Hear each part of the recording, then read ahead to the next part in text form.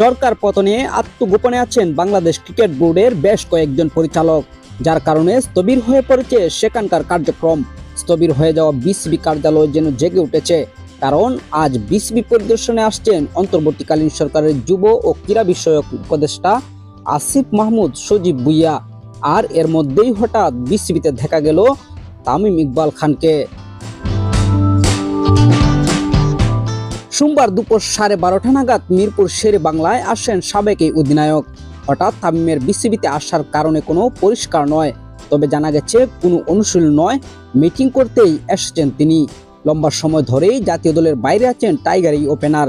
এই সময় ফিট থাকলেও তিনি ব্যক্তিগত কারণে নিজেকে ক্রিকেট থেকে দূরে রেখেছেন তামিম।